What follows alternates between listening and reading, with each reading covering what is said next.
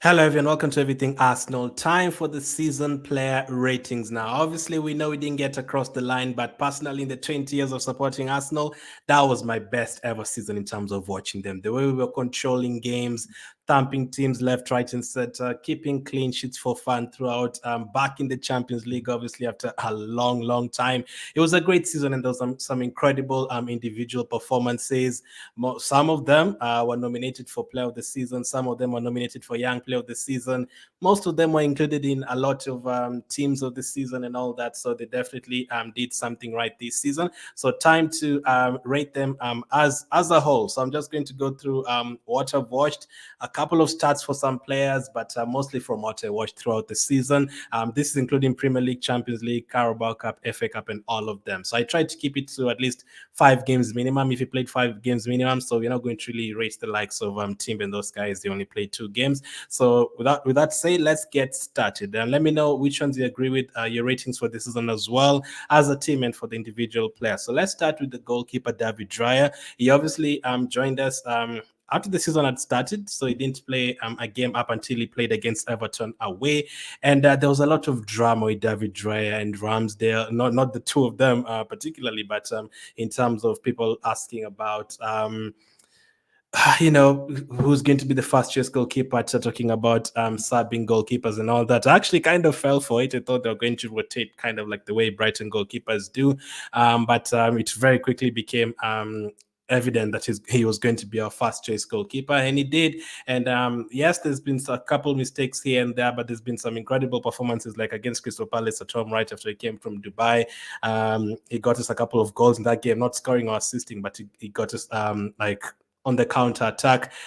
His performance against the supporter saving those penalties really, really good. I know he made a mistake against, I think it was Lons away from home, but overall in his first season, I think he was good. He won the Golden Glove, but obviously the defense helped him a lot with that. But I love his like Ramsdale's like the way you look at Ramsdale, and the way he was talking to everyone, the way his character, Ramsdale's character was really, really good.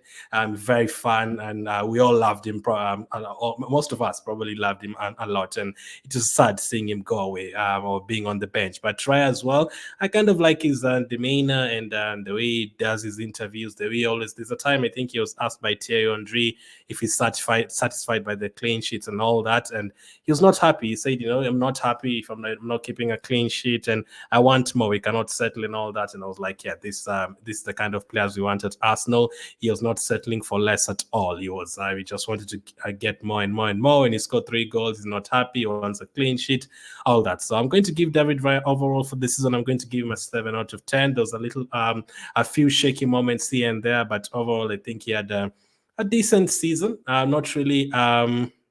A 10 out of 10 or 9 out of 10, but he won the Golden Glove. I think the defense helped him a lot with that one. He didn't make as many saves as he used to at Brentford, so I'm going to give him a 7 out of 10 for this, and I think that is fair enough.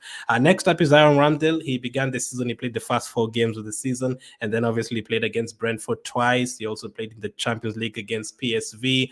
So around 8 games, maybe 9 at most. I think he was at the beginning of the season against Fulham a little bit shaky. He kept 2 clinches at the beginning of the season. In both games against Brentford, he was shaky as well. He made a mistake in their home game and their away game. Rice saved him. We would have considered from that. But overall, he's still a very good shotstopper. In those same games against Brentford, he made a couple of very good saves. And at the beginning of the campaign as well, he was good. But ultimately, he didn't really play too much this season. And if you put those games together that he played, I think like 4 or 5 of them he made mistakes in. So not really ideal for him. So for this season, I still believe he's a very good goalkeeper. I still want him to stay at Arsenal as our second choice goalkeeper if that is possible. But for this season, Aaron Ramsdale, I think overall I'm going to have to give it like a 5 out of 10. I'm going to give him a 5 out of 10. I think 6 is a little bit high. So 5 out of 10 for Aaron Ramsdale. Those are the two goalkeepers who played, obviously. I don't know if he's going to stay or not, but personally, I would keep him. So let me know if I've been fired. The goalkeeper 7 for Raya. Ramsdale gets a 5 for me. And next up, let's go to the centre backs. Now, this is where the high marks are really going to be. The way we've just dominated a lot of teams this season, we didn't concede a goal against Man City, home or away. They kept Haaland quiet, Gabriel and Saliba. There's some games I watch and I'm just like, yeah, this team is never going to score. Like Man United away from home a couple of weeks ago, I never felt like Man United were going to score a goal. When we played against I think it was even against Man City away from home. Usually I'm like, oh my goodness, that they're going to score. This is a problem. 20 minutes to go. We're in so much trouble. No, we never felt that way this season. That game was very comfortable. I was even thinking, can we nick a 1-0? In most of those games, they really helped us this season. Even in those games that we didn't really perform well, we knew that if we get a goal, these guys were definitely going to keep a clean sheet. And they did most of the times. Weirdly enough, for Gabriel, at the beginning of the season, he was sitting on the bench. Surprisingly, Partey was playing at right back, and he had Ben White and Saliba as the centre backs. It was a little bit weird, but right after that, actually, Partey got injured, and Gabriel returned to the lineup. So maybe at that time, Partey getting injured was a blessing in disguise because we got back Gabriel in the team, and you can tell his discipline has improved from a couple of seasons ago. He's picking up red cards, making a lot of mistakes. This season, I can only think of maybe leading to goals, maybe 2 mistakes. I think he scored an own goal against Liverpool at home. Not too many that I can think of from the top of the head. He was pretty good for most of it. Discipline as well. They don't just pick up yellow cards all over the place. No. And on top of that, Gabriel scores goals. That header against West Ham away from home in the 6-0, that header in the 5-0 against Crystal Palace. He always chips in with the attacking returns. He's always a danger. Even that goal against Liverpool at Anfield to give us an early lead. He's such a good player, man. Such a good player, and he's improved. And he's one of those players who stayed here for a longer time now after El Neni and Cedric and those guys leave. This guy's been here since 2020. Right after we had won the FA Cup. So he's been here for 4 years now, longer than all the other players, like the Ben Whites and the Timbers and all those guys. Is the one that has been here for a longer time now. One of the few players who've been here for a longer time. Like after the likes of Nketiah, Lee, and Nelson, he's the one he'll be looking at as the most experienced Arsenal player, like in the team in terms of appearances and all that. So for this season in particular, I think still disrespected. A lot of people talk about Saliba, not Gabriel.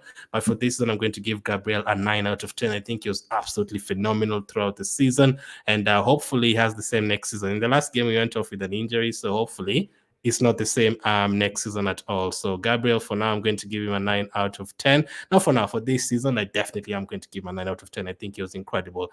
William Saliba, his partner, incredible, man. He played all 38 Premier League games. He became the first Arsenal player in Premier League history to play every single minute of every single game.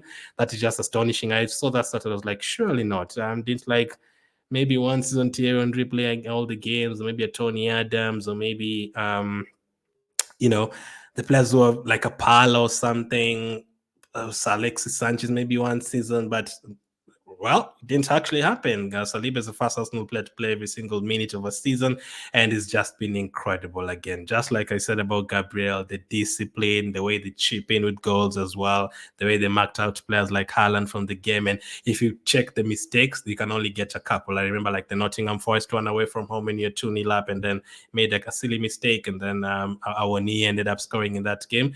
But apart from that, just phenomenal throughout the season. Like, everyone's team of the season has to have Saliba in there and Gabriel, both of them.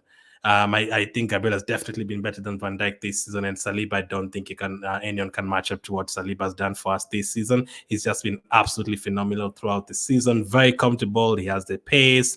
He plays like a 28-year-old defender who's been doing it for a very, very long time, and you can't tell at all that this guy is still new. This is his second season as an Arsenal player.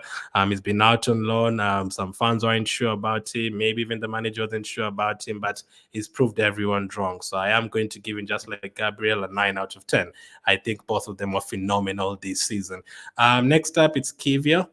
Surprisingly, made a lot of appearances this season, obviously because of the injuries to the likes of Tomiyasu and Timber.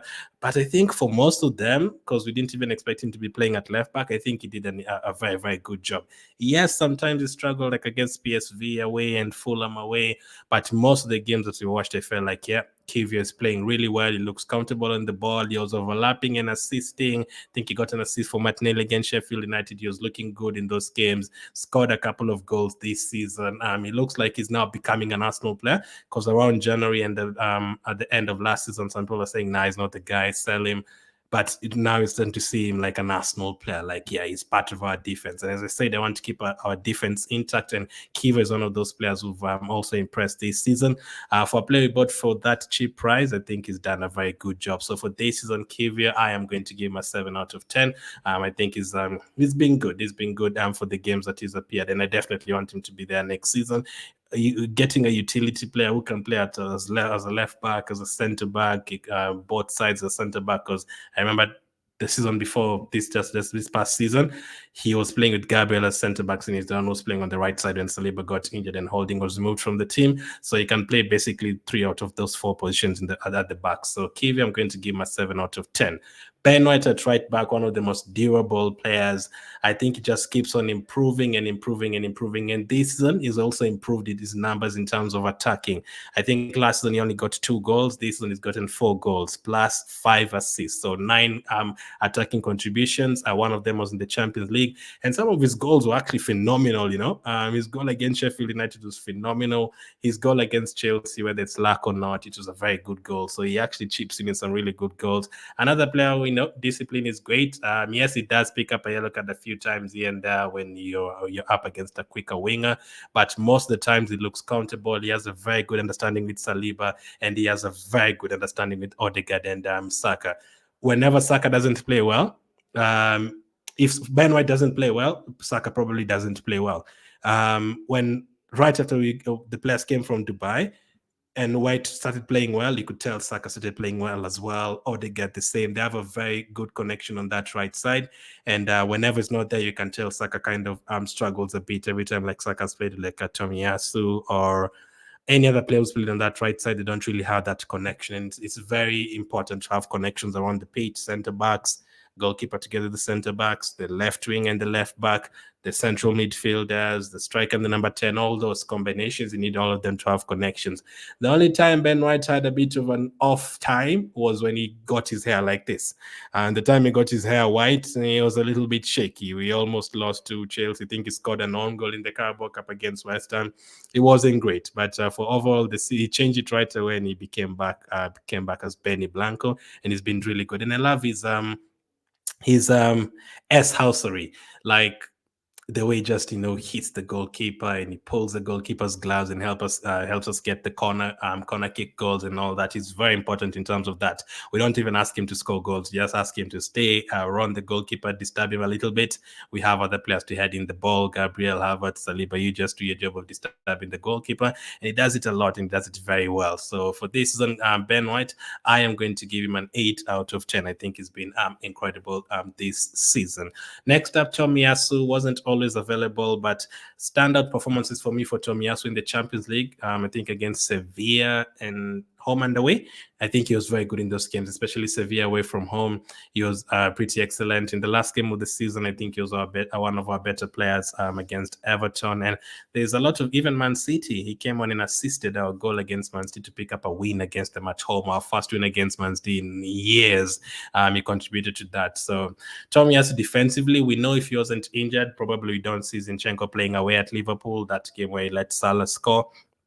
It was not a great time to have Tomiyasu get injured, and then he obviously went to the Asian Cup And then we thought he was going to come back, and then he disappeared again for a couple of months. The injuries are always a problem, but as you can tell, he's still a very good player. He's gotten a new contract. He's going to be here for a couple of more years.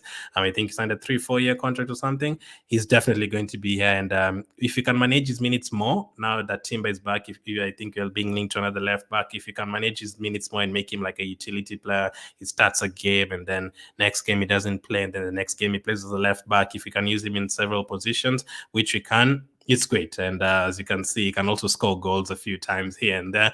And this season, he chipped in with a couple of goals too. So, Tommy, as for this season, I'm going to give him a 7 out of 10. Defenders, I think, were absolutely out of this world.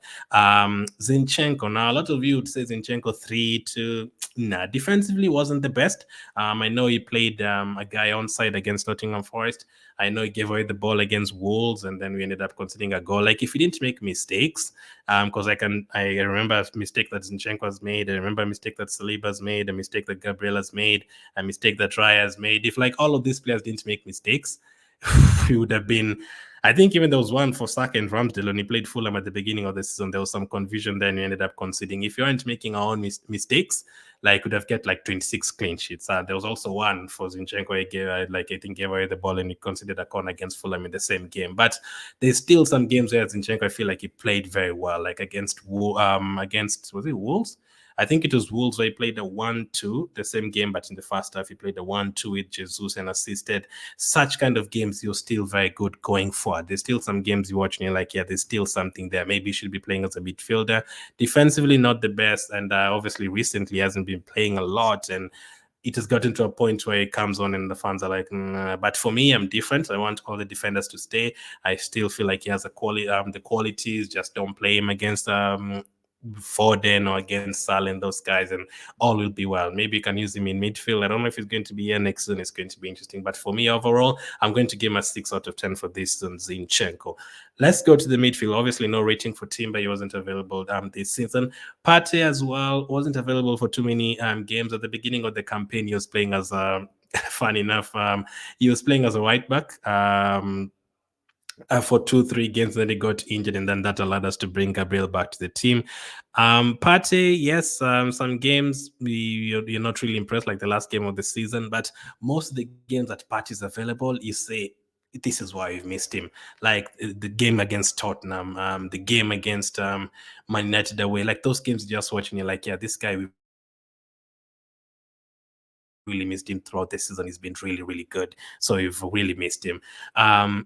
It's really difficult to rate him throughout the season because he's not been available for most of the season. So for the games he's been available, and considering he hasn't really been available this and that much, I'm going to give him a 6 out of 10. Another interesting one, I don't know if he's going to be here or not, but whenever he plays, you can tell that, yeah, this quality is very, very high. Now, one of the reasons why we didn't really miss Partey as much as we have the last couple of seasons when he's been injured is because Jorginho has really stepped up. Games against even Liverpool and Man City. Another thing I forgot to point out with Partey is against Man City at home, he also came on and helped us get that goal. Him, Tomiyasu, Havertz, Martinelli, they all came off the bench in that game and helped us get that goal. He was pretty good. And another thing I love about Zinchenko is a bit of the leadership. He never like gives up and stuff. So the reason why I didn't really miss Partey that much is because Jorginho was very good in most of those games. Didn't really get overrun. He didn't really get red cards or commit silly fouls or all that. Nothing like that. He was still very, very good. He even chipped in with assists, especially in the Champions League. I think in both games against Sevilla, he was very good. Like Jorginho was very, very good. I remember his pass, I think, to Saka, and then Saka assisted Trossard against Sevilla. Very good pass. His assist for Havertz against Brighton, the Amex, absolutely incredible. Another player who's really stepped up this season, and for that he's been rewarded with a new contract because he's been very good this season. He's brought the leadership.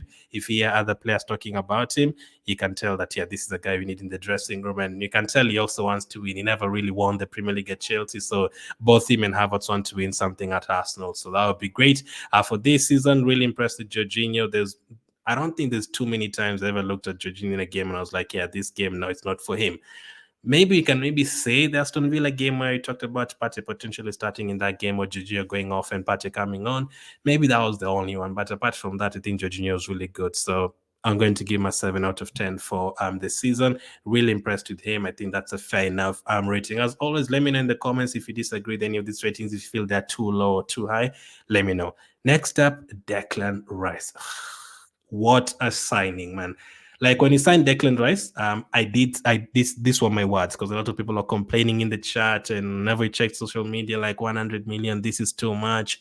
I said we have to get Declan Rice. In fact, I did a video all the way back in 2020 saying if I was to sign a player from West Ham, it would be Declan Rice. I really wanted him. I did a full video of why Arsenal should sign Declan Rice. I didn't know we were going to sign him 4 years later, but we now see why we signed him. Like without Declan Rice this season, I don't think we'd be as good as we have been.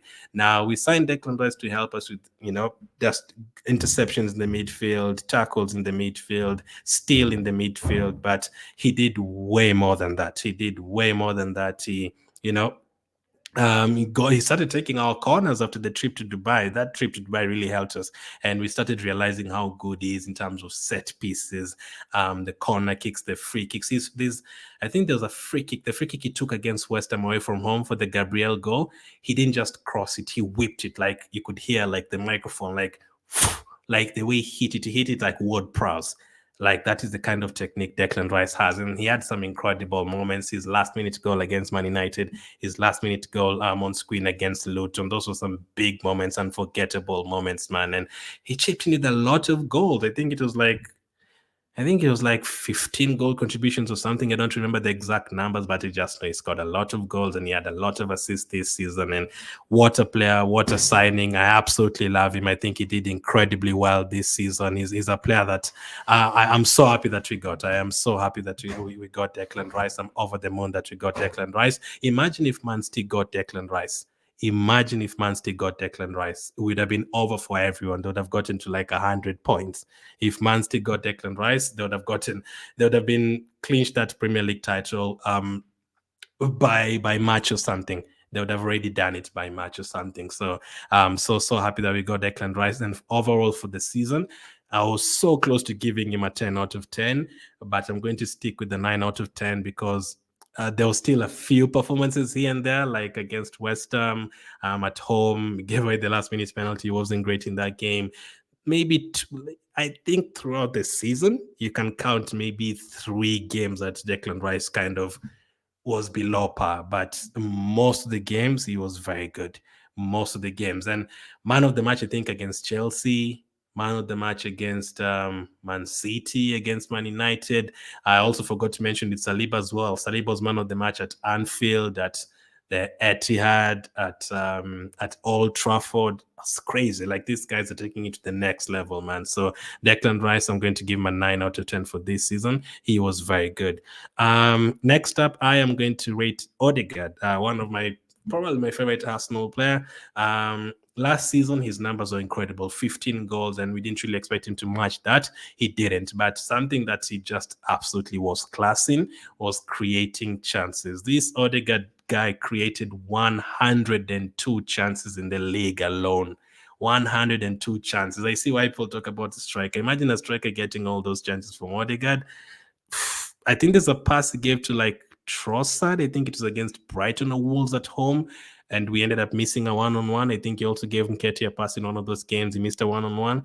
I think he also gave Havertz a pass against Liverpool at home. He missed a one-on-one, and then Saka scored from the rebound. There's a lot of times where Odegaard creates a chance, and you're like, yeah, this should be taken. And not only that, not only the goals, not only the chances created, sorry, everything else that he does is just absolutely out of this world, man. Let's be honest. The touches he has in midfield, the way he sits down players like Amrabat with just a little bit of skill, there's passes he gives, and I'm just like, this is crazy. Even since the Community Shield, like it's just been absolutely out of this world. And I don't think we can improve on Odegaard. There's a few positions you can improve on, but I don't think you can improve on Odegaard or Rice or Saliba right now. Definitely not right now. And you can hear from other fans talking about Odegaard. He has to be in all the lists, and both him and Rice were nominated for Player of the Season, and there's a reason why. The only time where Odegaard wasn't the best was that period at the end of the 2023 and the beginning, maybe let's say the end of 2023, where they were missing a few chances. I would say that the game that annoyed me the most was Aston Villa away. I think Odegaard had like 3 chances or something in that game, and he missed all of them on his left foot. That was the only annoying part. But most of the other games, he was really good. Yes, even when he's a little bit quiet. Don't listen to people who say Odegaard is quiet in big games. That is absolute crap, because last season he scored against Chelsea, scored against Man United, he scored at Old Trafford before, he scored against Tottenham before. His performances against the likes of Liverpool have been great. People will say he also handled the ball at Liverpool. Probably should have been a penalty, but some games as well. I remember against Bournemouth, he picked up the ball and asked Saka, listen, should we give Havertz the penalty, give him some confidence? The leadership is there with Odegaard. Like yesterday, at the time of recording the last game that we played against Everton, the way Zinchenko's coming on for Gabriel and Odegaard goes to talk to him, his interviews and all that, just an incredible player. I'm so happy that we have him at Arsenal. I'm so glad that we got him for 30 million. This guy was 30 million. Crazy. Odegaard for this season, I'm going to give him an 8 out of 10. I'm not going to give him a 10 because of some of those games he was missing chances. There was some time him and Saka and Martinelli were just short of confidence completely. And a few games he was quiet, but most of the games he was very good. So I'm going to give him an 8 out of 10. And he has quite rightly been nominated for one of the player of the season, but it's already gone to Foden. Smith Rowe didn't play a lot of games, but he actually looked good when he played against Everton at the end of the season. He looked good when he played against Luton at home. He actually made more appearances than I thought he would have made. I think he got like 5 games or something, or maybe more. So I'm going to give Smith Rowe a 6 out of 10. Sorry, for this season. I think we need to see more, so there's not too much to talk about with that. And same applies to Vieira. So I predicted Vieira to be the surprise of the season. And I think he did very well. I did a reaction talking about my prediction from the beginning of the season, and I covered about Vieira a little bit. He started the season well. He had a good performance against Everton. He had a good performance off the bench against Fulham and Man United, got assists in those games. And he was looking sharp, even from pre-season against Barcelona, against Man City. He was looking really sharp.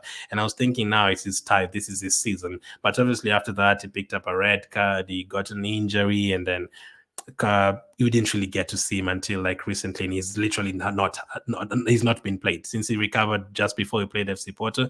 He just doesn't play at all. He only comes on for a few seconds. There's a game he came on for Saka on the right side, and he looked very sharp for 20 minutes with 20 minutes to go. But again, he didn't really play a lot this season. So just like Smith, I'm going to give him a 6 out of 10 because the games he played, I think he actually did okay. Him and Tomiyasu picked up red cards this season, but yeah, I'm not really going to consider those ones. Let's go to the forward players. Let's start with Bukayo Saka. I'm going to give Bukayo Saka an 8 out of 10 for this season. Now, again, another player just like Odegaard at the end of the year against Fulham and West Ham in those games, they were missing a lot of chances. He was looking a bit off it. And some of the games this season, especially at the beginning of this season, he was looking off it, but his numbers are still there. He still got 16 Premier League goals, still got 20 goals overall. He still scored some big goals against Bayern Munich, the opening goal of that game. A game like against Chelsea where we are losing, Saka turns it up, gets an assist for Trossard in that particular game. Whenever he can still get the numbers, even with poor performances, he can still get the numbers. And now maybe overplaying him and the constant kicking from opponents is kind of getting to him right now. But because he's limping every game and he's getting subbed off these days and he's missing some games these days. You can tell is the number of games is getting to him. But for this season, I'm going to give him an 8 out of 10. Still a very class player, still a player that obviously can improve. There's some things he can improve on. He's still very young. The finishing he can improve on. He can maybe even improve on, taking on the defender most of the games. At the beginning of the season, he wasn't taking on defenders. He only started doing that like in February. I did say I don't have a problem with that. If you're saving your energy, good wingers are not going to just run from first minute to 90th minute. You also need to know how to balance it and control your energy throughout the game. And I felt like 3-4 years ago, Saka was a bit like, just go, and then by the time you get 70 minutes, you're done. These days, it looks like he knows how to, save his energy throughout the game. But I think he saved it too much a few times around October, November. But big penalties, him and Odegaard always step up. The penalty against Fulham at home, Saka steps up, scores. The penalty against Tottenham at home as well, steps up, scores. For the opening goal, the penalty against Brighton, he steps up, scores. He's never scared of the occasion. A player that I absolutely love. 8 out of 10 for him. Leandro Trossard, what a season for Trossard. Talking about picking it up in big games, Trossard, man. Goal against Everton early on in the season. You can talk about his goal against FC Porto, his equalizing goal. Otherwise, they've ended up losing that game 1-0. You can look at his goal against Bayern Munich, his equalizer to make it 2-2. His goal against Wolves to make it 1-0. Like, just had an incredible season. When he came to Arsenal last season in January, a proper bargain, by the way, he was more of an assist guy. I think he got like 12 assists and 1 goal. But this season, I think he only has like 2 assists, but the number of goals he's gotten, incredible, man. Champions League as well. Another player was really good in the Champions League, Trossard. From the first game against PSV, he scored, and he scored against Sevilla as well at home. He looked very, very sharp. So for this season, really impressed with Trossard. I cannot wait to see what he does next season. There was a few games when he was playing as a centre forward. He got subbed off at halftime. I think Fulham could have been one of them, and Stick could have been one of them. He wasn't really great at all, but for most of the time, he was really good. A player that I definitely want to stay. He's definitely going to be a player who deserves to win a Premier League this season. He's going to be a player who's going to win a trophy for us for sure. Trossard, 8 out of 10, just like Bukayo Saka. If I was to do these ratings back in January, maybe it could have been lower than that. But since we came back from Dubai, he's just been out of this world. Even in those big games, even those big scores, he still scored in almost all of them. Burnley, West Ham, the goal against West Ham was phenomenal. The chipped pass, the chipped goal against Brighton, his former team, fantastic. Yes, but he did miss a few chances, like against Man City, against Aston Villa, those big chances. Maybe if he scored those chances, he'd have been on 94 points and talking about a title. But overall, the season, 8 out of 10 for Trossard. Martinelli did not have the best of seasons. If Martinelli scored the same number of goals he scored last season, we probably win the title as well. But he was missing a lot of chances. And even when he was coming off the bench the last 2 months, he was still missing chances. Like against Chelsea, it could have been 7-0 if Martinelli scored his chances. Against, I think it was it Sheffield? There's another game where he scored a lot of goals and Martinelli came on. I think maybe Burnley or someone. Wolves as well. He missed a one-on-one chance at the end of the game. If he had the same contribution he had last season, we would have been talking about having the Premier League title right now, but his numbers dropped significantly this season. I actually predicted him to get the most assists for us this season, but he was nowhere near. So this is a player I hope he comes back to what we know Martinelli can do next season. He was also unlucky with like 2-3 different injuries this season. He picked up an injury against Everton at the beginning of the season. He picked up an injury in that game against Sheffield. Literally had a gash on his foot, missed 6-7 weeks. The international break was included there. So we didn't get the best of Martinelli. Now, Trossard chipped in a lot, because if he didn't have those Trossard goals, we'd have struggled. If Martinelli was not on form and he didn't have the Trossard goals as well, he'd have struggled. But luckily, Trossard stepped up. So Martinelli this season a bit underwhelming for what you're expecting from him. Saka didn't play well some of those games, but his numbers are still there. Now, the problem with the Martinellis, the numbers were not really there that much. But with that said, though, there's still a few games like against Sevilla away from home. I thought Martinelli was really, really good. I think Crystal Palace at home, he came on, scored 2 goals in that one.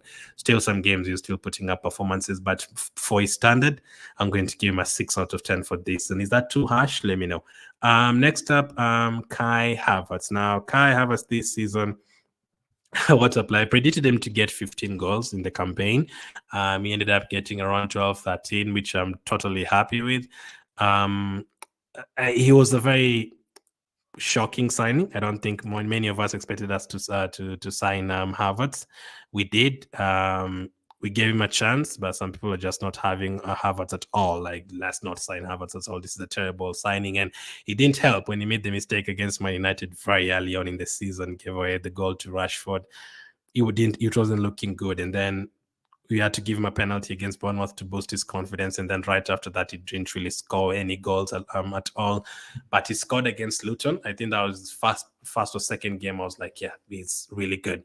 Now in the Champions League, I don't think I think at that time he was playing as a midfielder, because I looked at his stats. I don't remember the accurate numbers. I don't like doing these ratings in terms of stats, but I did look at it like a week or two ago, and Chelsea fans are saying Jackson better than Havertz.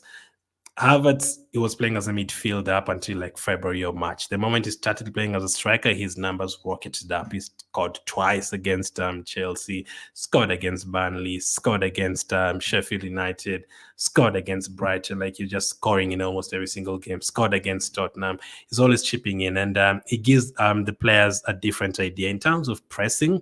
Him and Odegaard are the best in the team. The way they press those defenders, they are the best in the team. And that is something that people might not notice, but him and Odegaard do it a lot. And he's this year, between January and now Martinelli did not play well, but Trossard covered for him.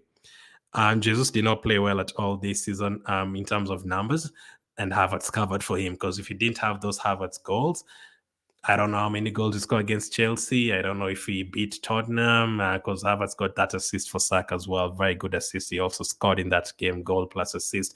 His goal against his one-on-one goal, I think, against Cucurella, where he just body checked him and knew how to cover the ball, to protect the ball, and got the goal. He can score one-on-one chances. He can score corners and all that. I think he was very good this season. As I said, that spell where we were missing a lot of chances, he was missing a lot. Saka was missing a lot. Martinelli was missing a lot. But this year, he really upped it up. So I'm going to give him an 8 out of 10. I think he was incredible this year, especially. Very, very good. 8 out of 10. Gabriel Jesus. Now, Gabriel Jesus, in terms of Premier League, it wasn't the greatest season. He came on and scored against Man United. Very big goal. We celebrated it. But he still missed a lot of chances. And again, he's been injured a lot this season. 2-3 different injuries. Not ideal at all. But in the Champions League, I would say it's part of our top 3 best players in the Champions League this season. Those games against Sevilla, especially the one away from home, he was unplayable. That turn and pass to Martinelli, the goal against them as well, he was just out of this world. And I know that quality is there in terms of coming back and hustling for the ball and all that.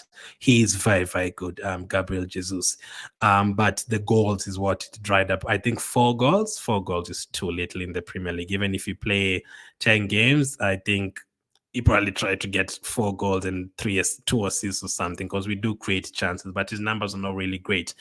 But to be honest, he didn't play a lot of games at all. And I think out of like the 23, 24 games he played, at least in 11 of them, he came off the bench, and some of them with 10 minutes to go, 15 minutes to go. So people will tell you he played 25 games. But if you look at the games that he started, it's like 10, 12 or something. But still, 4 goals is too little. But the Champions League, he was really good, and we have to take everything into consideration. I wanted to give him a 7, but I think 4 goals is too little.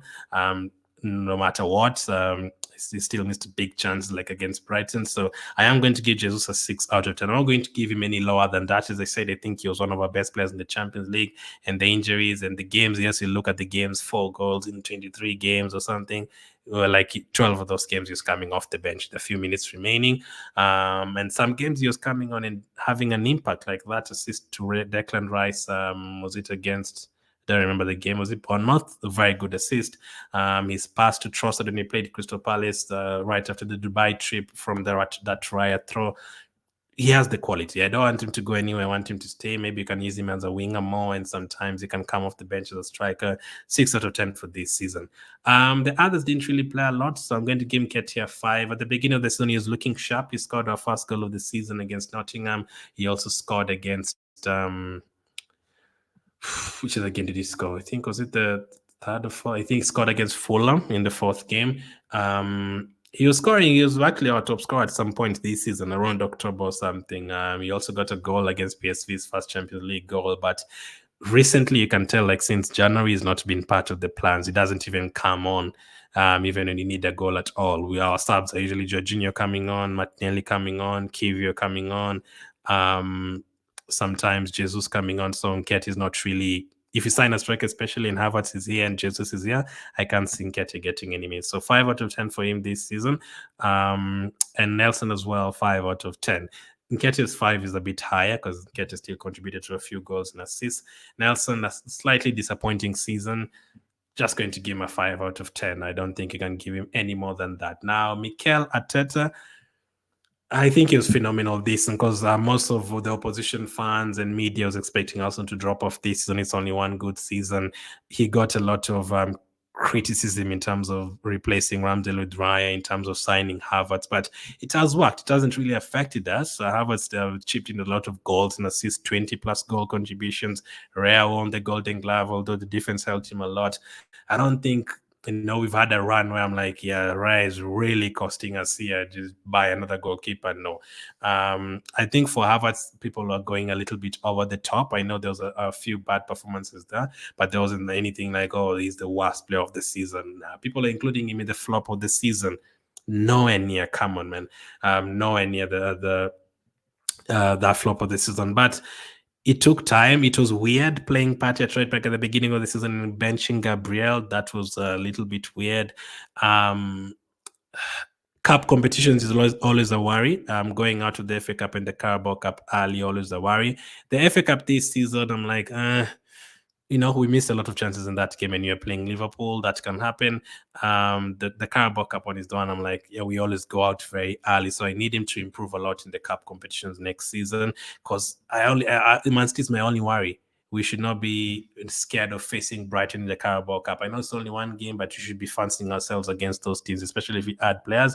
And the biggest critic for Arteta this season was probably that Aston Villa game at home where I didn't bring on Partey, didn't start Partey, and he made a few weird changes. Should have changed the game at halftime. That's the game that probably cost us the title, and he made some weird decisions in that game. But overall, this season, I think he did great. It's not easy competing with Klopp and Guardiola, managers who've been doing it for 15 years and plus. This is his first job, and he keeps on improving us. Most goals this season in Arsenal history in terms of the Premier League, clean sheets, most, I think that one of the most that we've put in the season. We didn't lose to any top 6 teams. He kept clean sheets in both games against Man City, set piece coaches out of this world, including all of that as well.